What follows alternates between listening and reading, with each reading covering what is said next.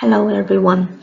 In this lecture, we will learn about coastal lines, ocean basins. We will talk about the tide and wave activities in the coastal region and how they affect the shape of the coastline. We will also talk about the continental slope and the deep oceanic basin and explore the topography and the rocks deep in the ocean we rarely see. First, let's see what is tide. Tide is the alternate rising and falling of the sea. Usually, there are two rising and falling cycles in each day at a particular place. Here is a video explains how tide is formed. As we've seen before on space-time, gravity affects the motion of all objects identically. So if gravity from the moon and the sun is really responsible for tides in the ocean, and water is water, then why don't we see tides in lakes?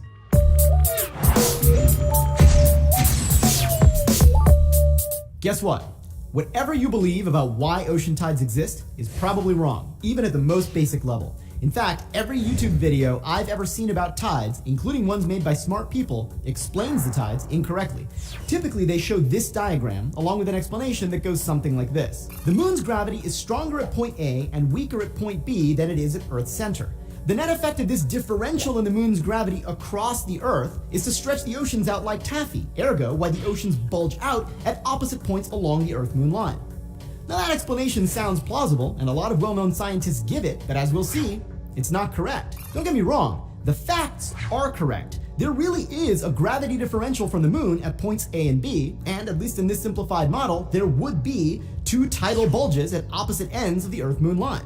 Plus, if Earth could rotate underneath those bulges with no friction between the ocean and Earth's crust, then at a given location on the globe, you would experience two high tides per day as you pass through each bulge, and two low tides per day as you pass through the spots at 90 degrees to the bulge.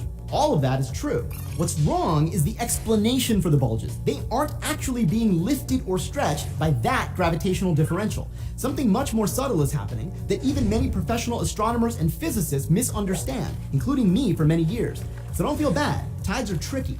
But today, we're gonna set the record straight, and in the process, understand how it could be that the ocean has tides, but lakes, bathtubs, and cups of coffee don't. So right up front, I wanna make some assumptions to simplify the analysis and to remove unimportant factors from the picture. That way, we can better isolate qualitatively what's really causing the tides. Here we go. Assumption 1, we're gonna use Newtonian gravity. It's not that Einstein can't explain tides, he can, but curved spacetime will only add complexity without actually making things clearer. Assumption 2, let's ignore the sun. For simplicity, we'll focus only on the influence of the moon. The sun's effects are going to work analogously anyway. Assumption 3, we're going to pretend the Earth is uniformly covered with one humongous ocean and no continents. And finally, assumption 4, we're going to pretend that we can switch Earth's gravity on and off whenever we want to. You got it? Okay. Let's take a closer look at the moon's gravity differential and how it manifests itself from the perspective of a frame of reference attached to Earth's center. Forget about the oceans for a minute and just imagine two small blocks, A and B, at opposite ends of the Earth's surface along the Earth-Moon line. Turn off Earth's gravity. What happens to the blocks? Well, relative to a frame out in the ambient space, block A accelerates toward the moon more than Earth's center, and Earth's center accelerates toward the moon more than block B. So from the perspective of Earth's frame, both blocks will separate from the surface, as if acted on by some invisible outward force. That weird invisible outward force is called the tidal force, and in Newtonian physics, it's fake. It's an artifact of Earth's frame of reference. Remember, Earth itself is accelerating toward the moon, so according to Newton, Earth's frame is non-inertial. Now, if you need a refresher on non-inertial frames, you can check out our earlier video on the topic. But the bottom line is that in Earth's frame, the tidal force looks like anti-gravity, at least along the Earth-Moon line. And here's the thing. Just like the fake forces that you perceive in an accelerating train car, tidal forces should make all objects accelerate off the surface identically, regardless of their mass. An object's resulting acceleration relative to Earth's surface is called the tidal acceleration of that object, and it should be identical for a pebble and a pony. But if that's true, the tidal force along the Earth-Moon line can't be raising or stretching the two bulges that lie along that line. Because if that were the case, then water in lakes should also be lifted. And for that matter, so should sand and rocks and you. Remember, the object's mass doesn't matter. but we don't see things levitate during high tide. More important, the math of assuming the bulges are being lifted doesn't work out. The tidal acceleration on objects due to the moon's differential gravity along the Earth-Moon line works out to only 1/10,000,000th of an Earth G. And you can't lift something by pulling up on it with a force that's 10 million times smaller than its Earth weight. Plus, even if you turned Earth's gravity off, you would never notice an outward acceleration of 1 micron per second per second. So if the ocean isn't being stretched, then how do they get there? The key is to look at the tidal acceleration of objects that are not on the Earth-Moon line. For instance, a block at this location is going to be pulled this way by the moon, but of course the whole Earth is pulled that way by the moon, chasing after the block. So relative to the Earth's surface, the block's tidal acceleration is almost radially inward, in other words, down. In fact, if we map out the tidal acceleration vectors that you'd see at different points on Earth's surface, they look like this. As you can see, tidal forces only act like anti-gravity if you're right on the Earth-Moon line.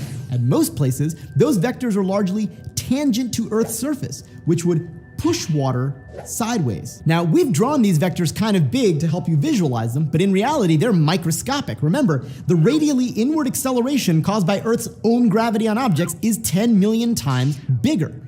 However, the surface area of the ocean is also enormous, so those tiny tangential sideways pushes on all the chunks of water added up over half the surface of the planet can produce a pretty decent increase in water pressure. So I think you can start to see what's happening here. The ocean isn't being lifted or stretched. Instead, thanks to the cumulative sideways traction everywhere else, it's being squeezed toward the Earth-Moon line and piling up there. Basically, the moon is turning the entire ocean into a planet-sized hydraulic pump, and the ocean is bulging along the Earth-Moon line in the same way that a blister or a pimple will bulge up in the center if you start to squeeze it from the side. So why don't lakes have tides? Well, largely for the same reason that it's very hard to pop small pimples: less traction and bad hydraulics. See, unlike the oceans, a single lake is not a contiguous planet-sized body of water. Lakes just don't have enough area for the tiny pushes on it to build up enough pressure to change the water level. Now, technically, really big lakes like Lake Michigan in North America can generate enough pressure to produce mini tides, maybe with a couple of centimeters difference between low and high tide. But since winds and boats and aquatic sloshing will all create ripples that are way bigger than that, those mini tides just aren't noticeable. The same is true for any enclosed body of liquid. A swimming pool, a bathtub, a human body, which is basically a big sack of water, and a cup of coffee technically all experience tides. They're just microscopic. Also, remember that Earth itself isn't perfectly rigid, so when water in a swimming pool rises a tiny amount, Earth's surface is also rising by a tiny amount, making the change in water level relative to the surface of the planet even less noticeable. Now, everything that I've just said is oversimplified, but I think it gets the main point across. Namely, tides have a lot more in common with pimples than they do with taffy. Okay, we've got a few loose ends to tie up. First, the sun. Its effects on tides are analogous to those of the moon, but they're only about a third as big. The sun is more massive, yes, but it's also much further away. Now, when Earth, the moon, and the sun all line up in space, the effects are additive and you get extra large spring tides. When instead they make a 90-degree angle in space, there's partial cancellation and you get extra small neap tides. Second, in the simple model of a water world Earth, the math says that the water level should vary by about 3/4 of a meter between high and low tide. But some places see smaller tides than this, while other places like the Bay of Fundy in Canada have tidal swings of over 10 meters each day. So why the variations from place to place? Well, location relative to the plane of the moon's orbit is certainly part of it, but mostly it's that nooks and crannies in the continents affect the details of how pressure gets distributed through the ocean in non-uniform ways. For example, some lakes and rivers that have direct ocean inlets do have tides, but instead of rising gradually, high tide can come in through the inlet like a moving wall of water called a tidal bore, which is pretty cool. Also, some variation in water level is just sloshing that's not directly related to tides at all. The bottom line is that the finer details of tides in the real world are just kind of complicated. So are other things that I haven't mentioned, like how the rate of Earth's rotation and the ocean tides affect each other. For discussions of all of that, I humbly direct you to other videos and articles that are linked down in the description. Finally, Porsche911, one of our viewers, once asked how Miller's planet in the movie Interstellar could have had such huge waves without the astronauts themselves being stretched or levitated. I think that other stuff was supposed to be at play there, but nevertheless, when it comes to liquid on a planet, the squeezing aspect of tidal forces will almost always be more important than the stretching, even in the craziest regions of space-time. So the Earth is spinning. If you are at the side that facing the moon, you are at the high tide. 6 hours later, after a quarter of the day, the Earth swipes around, you are at the low tide. 6 hours after that, you are at the high tide again. And then another 6 hours later, you are at the low tide for the second time of the day. Finally, a day after where you started, you are back at the high tide once more. That's why we have 2 high tides and 2 low tides every day. The sun's tidal force on the earth is just about half that of the moon's. The way that the sun tidal force and the moon's tidal force interact on earth depends on their geometry. At new moon, the earth, moon, and the sun are in a line. The moon's tidal force aligns with the sun's, reinforcing it. This means we get an extra high tide and an extra low tide on earth. We call this a spring tide. When the moon is at first quarter, the tidal bulge of the moon is 90 degrees around from the sun's. High tide from the moon overlaps the low tide from the sun. This gets us a slightly lower high tide and a slightly higher low tide. We call those neap tides. The pattern repeats when the moon is full. The moon, earth, and the sun fall along the line again, and we get spring tides. A week later, the moon has moved around. We get neap tides again. Not only that, the moon orbits the earth on an ellipse. When it's closest to us, we feel a stronger effect. If that also happens at the new or full moon, we get an added kick to the spring tides. This is called the proxygen tide, and it can lead to flooding in low-lying areas. Another force influences the coastline as wave. Unlike tide, wave is not unique which just happen to the oceans. Waves can be observed in lakes, ponds, rivers, streams, even in a cup of coffee. Waves can be found in any liquid with a free surface. However, ocean is the largest body of water on Earth, and the waves in the ocean can cause substantial influences to the coastal area.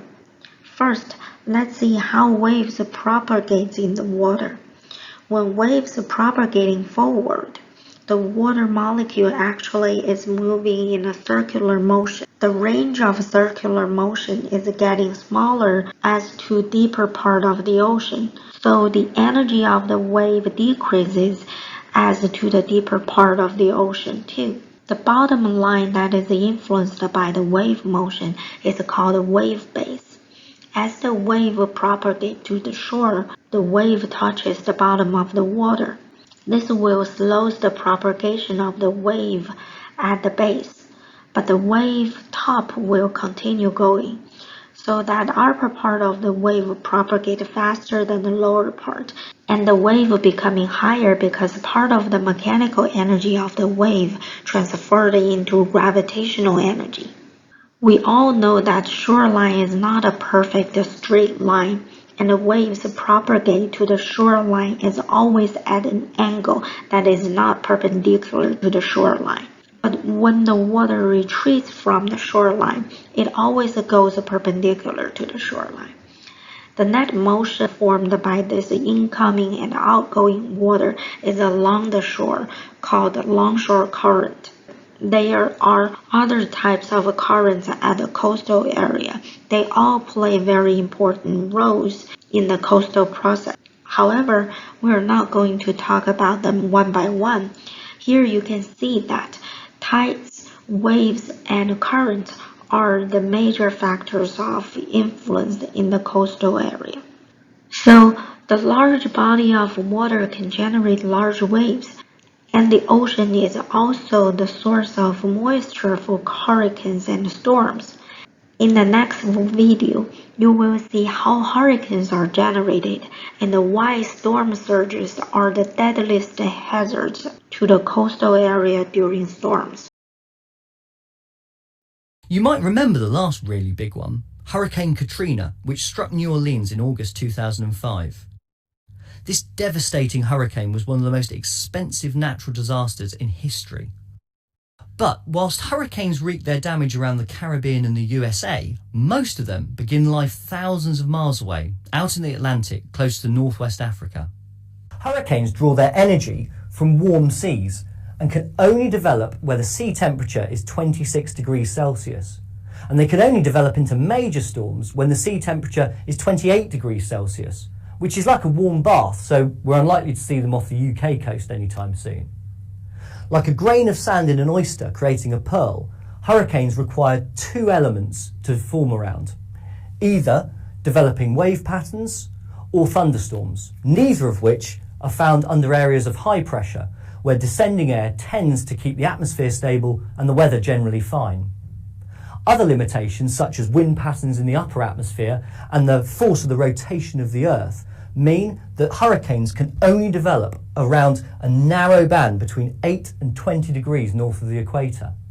That may seem like a really small area, but it's where the easterly trade winds converge and there's a plentiful supply of moisture.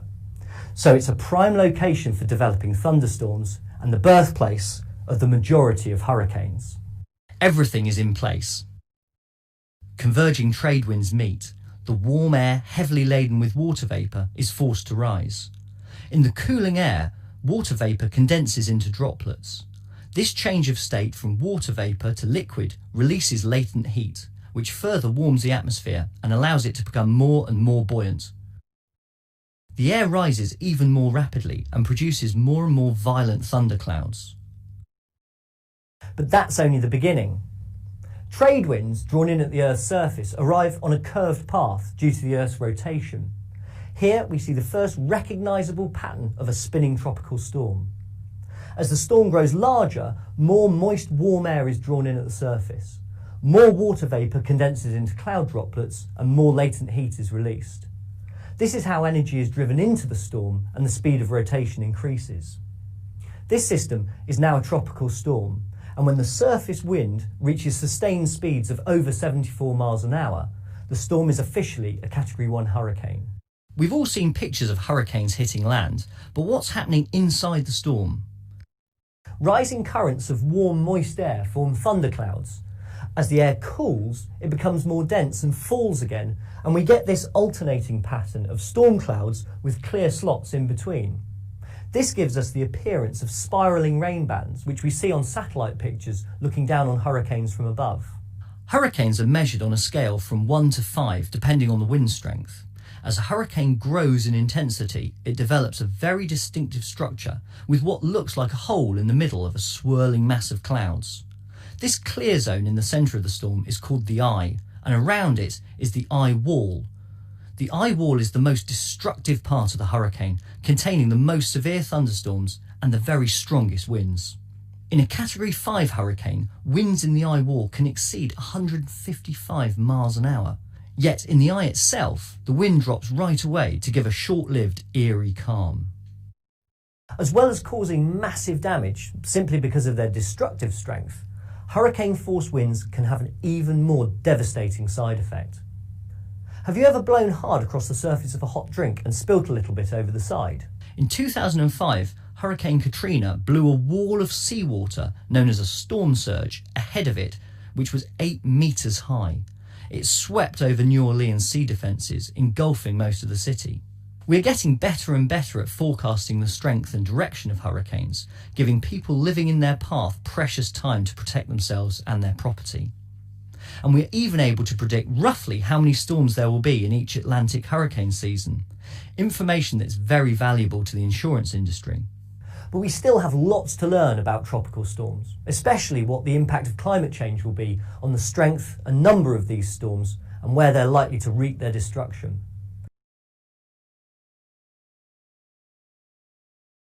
In late August 2005, Hurricane Katrina was moving its way across the Gulf Coast. It was classified as a Category 3 storm. Dangerous, but in a region with a long history of Category 4 and 5 hurricanes, it wasn't expected to be the most intense. Katrina was only one day away from the Louisiana coast when the mayor of New Orleans issued an evacuation order. Unfortunately, it was too late. The sea level had already risen in a phenomenon called storm surge. Water rapidly rose up against the city's levees, a series of walls designed to keep the area from flooding. Before Katrina made landfall, the levees broke. A wall of water rushed into the city, trapping thousands. What followed was one of the worst natural disasters in U.S. history. We're expecting storm surge of 20 to 30 feet high. Floodwaters are drenching city streets. A levee broke during the height of the storm. There are bodies floating in the water there. Storm surge was the main cause of death during Katrina.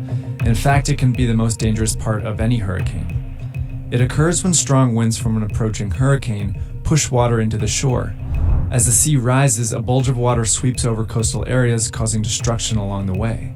These are the normal astronomical tides at Dauphin Island to the east of New Orleans. When you compare them to the water levels during Hurricane Katrina, you can see the dramatic rise.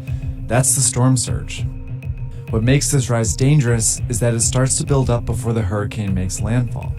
So the coastal flooding from it can make evacuation procedures and the impact of a hurricane much worse.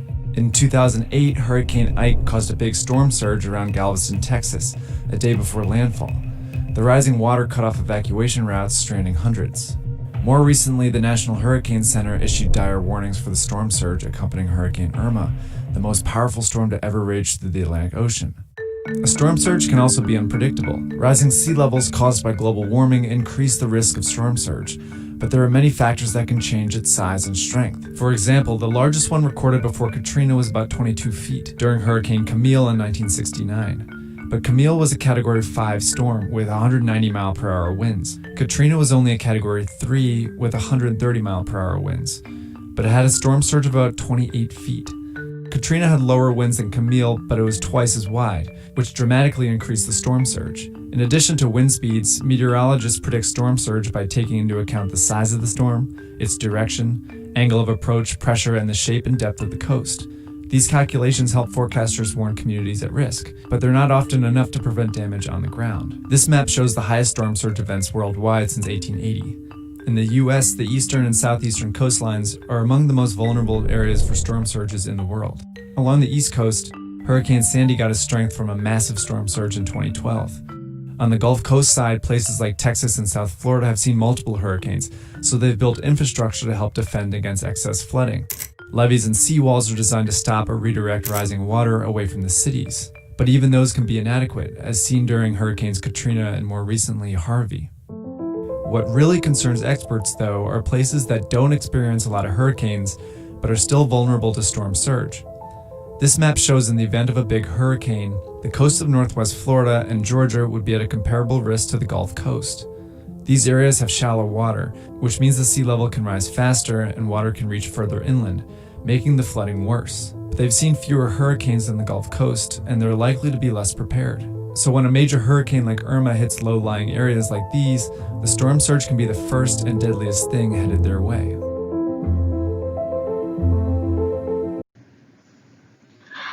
The continental shelf could be divided into different sub-areas based on the influence of wave and tide. The offshore area is where the water depth is greater than the storm wave base. The offshore transition area is where the water depth is smaller than the storm wave base but greater than the fair weather wave base. The shoreline area is where the water depth is smaller than fair weather wave base but greater than the low tide level. The foreshore area is where the water depth or shoreline is between the low tide and the high tide. The backshore area is where near the shoreline, but the area is above sea level all the time. These are the divisions of sub-areas of the coastal area. If we zoom out to see the large picture of the entire oceanic basin, we'll see that the coastal area of a continental shelf is really a small portion of the oceanic basin. Sediments deposited on continental shelf is dominated by sand. The continental shelf dips towards the ocean with a slope of only 0.1 degree. When it comes to the continental slope, the dipping angle of the slope increases to 4 degrees. The continental slope is dominated not by deposition, but by transportation. A lot of submarine canyons are carved into continental slope, which serves as the conduits to transport sediments from the continental shelf to continental rise. If we continue going further into the oceanic basin, we reach to the continental rise. This is where the sediments derived from the continental shelf and the continental slope accumulate. The sediments were transported through submarine canyons on continental slope. Then further into the oceanic basin, it reaches to the abyssal plain, where the topography is relatively flat without any dipping angles. And it is also where sedimentation rate is small compared to that of the continental rise and the continental shelf. These are the general characterizations of a continental shelf, continental slope, continental rise, and the abyssal deep sea plains. It is just an ideal model based on the passive margin of oceanic basins. In the real world, there are different types of plate margins, and it makes the topography of oceanic basin more complicated than the passive margin. Subduction of an oceanic plate makes a deep ocean trench on the oceanic floor. The subduction also generates more topography on the oceanic floor by creating accretionary wedge and island arcs. Here is the cross-section profile of the Atlantic Ocean. From the cross-section, you can see that on both sides there are continental shelf, continental slope, and a continental rise. And they are just a small part of the oceanic basin. The abyssal plain is a very broad area, and it is not flat. We can see seamounts and ridges formed by hotspot and mid-ocean spreading centers. So you can see that the oceanic topography is no less complicated than the topography of the continent. The sediments deposited on continental shelf and in the deep sea are different. On the continental shelf, the silicic clastic sediments are mainly derived from the terrestrial environments, where in the shallow marine there is no river introduced clastic sediments. The shallow marine is very clear. Then biochemical sedimentation, which is limestone, will precipitate. Carbonate platform and coral reefs can be built. With all the creatures living in the ocean, fecal pellets, shells, and skeletons also consist a significant part of the sediments in the ocean. The deep sea sediments are slightly different from that of the continental shelf. The deep sea is dominated by pelagic sediments, which means the grains are small and most of them are derived from the continental shelf and the continental slope. Although different from those living on the continental shelf, there are living creatures in the deep sea. The biogenic sediments are also significant. The wind-blown silt and clay particles that deposited in the deep sea is also a considerable contribution. Even though the wind-blown dust also contribute to the continental shelf, the depositional rate in continental shelf is very large. Its contribution is very minimal. However, in the deep sea, the depositional rate is very low, so the wind-blown particles is also an important portion to the deep sea deposit. The depositional environment of the continental shelf, continental slope, and the deep sea are very different. So generally, where water depth is less than 200 meters, the sea water receives sunlight and contains relatively high oxygen. In this area, algae can do photosynthesis and support more lives. The water is more nutritious.